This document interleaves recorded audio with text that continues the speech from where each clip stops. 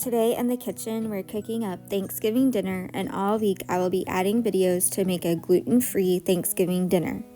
I'm going to preheat my oven to 250 degrees, and I'm going to cook it slow for a few hours, and then I'm going to turn it up to 350 degrees.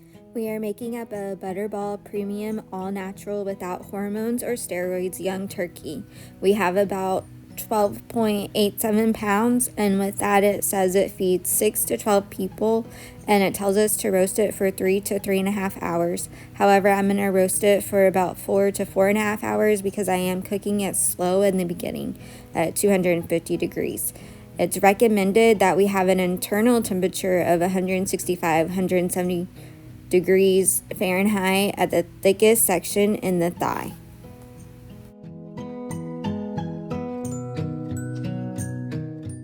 I'm going to be using the roaster pan, and I'm going to unpackage the turkey and place that into the roasting pan and prepare the turkey.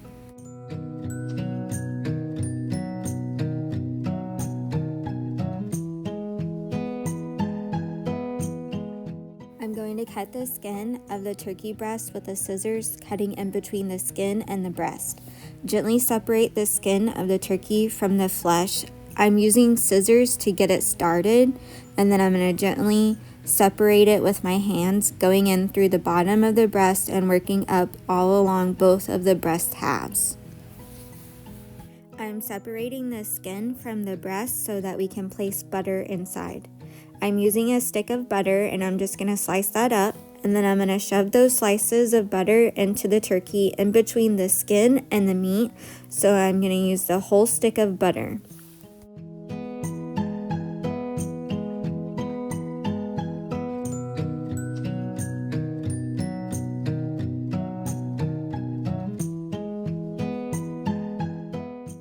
I'm just going to take the slices of butter using my hands and rubbing the butter all the way through the skin.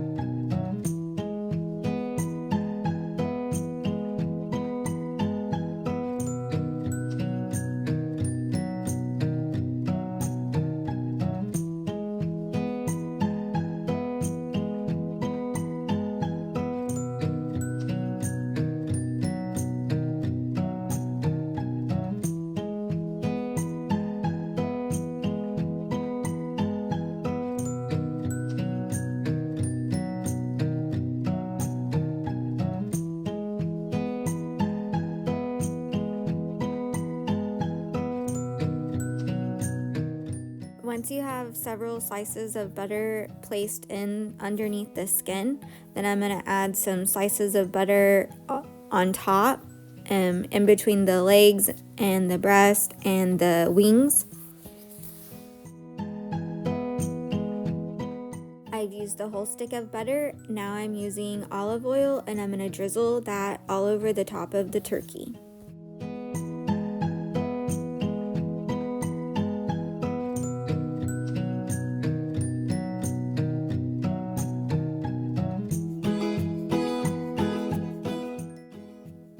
Now I'm going to add the seasoning on the top, and I've gathered all the spices that I'm going to use. I don't normally measure these out. I just generously sprinkle them all on top of the turkey.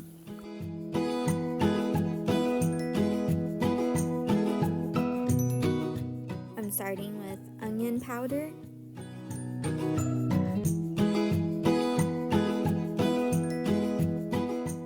garlic powder,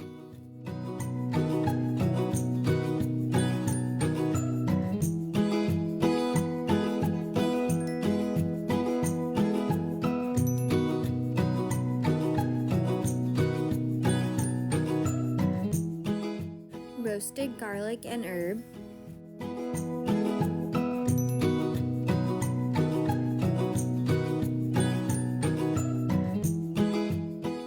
garlic salt,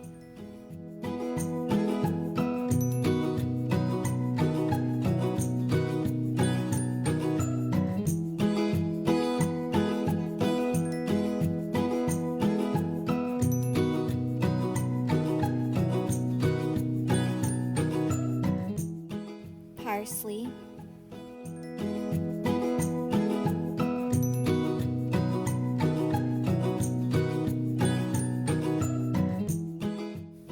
and basil. I said I don't really measure these, I just generously cover the top of the turkey. I've added all the seasoning to the turkey and I'm going to place the lid on top and we're ready to throw this into the oven. The time is at about 11:20 a.m. and we're putting it into the oven.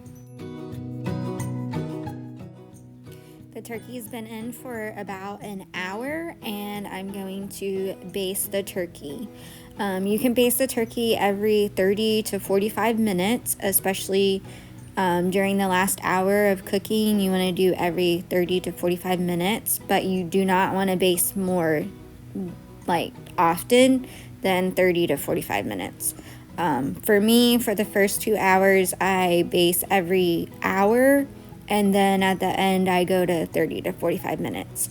You can use a baster or a spoon or ladle and brush to baste the turkey. I'm just using a spoon to baste, and then I'm spooning it out of the pan drippings and using the juices and pouring the juices on top of the turkey. This is probably one of the easiest ways to baste the turkey. However, you can have turkey broth or butter on the side that you use instead of just using the pan drippings or the juice that it's cooking in. Either way, it's highly recommended to keep applying extra moisture to all parts of the turkey to get a juicy meat on the inside and a golden brown on the outside. I'm going to place it back into the oven and I'm going to continue to baste it every couple of hours, and then at the end when it's getting closer to being done, I'm going to baste it every 30 to 45 minutes. It's about 1:30 and I am changing the oven temperature to 350 degrees. The turkey has been baking for most of the day. It's about 4:15 and we've checked the temp and it's at the recommended temperature. And my husband has sliced up the turkey with the electric knife and I've placed it onto the serving platter.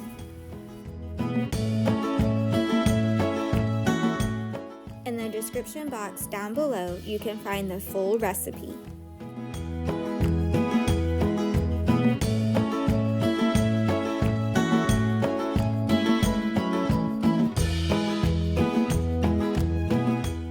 Enjoy, dinner is served. Thank y'all for watching, and don't forget to like and subscribe and let us know what you're having for Thanksgiving dinner. We'll see you next time in the kitchen.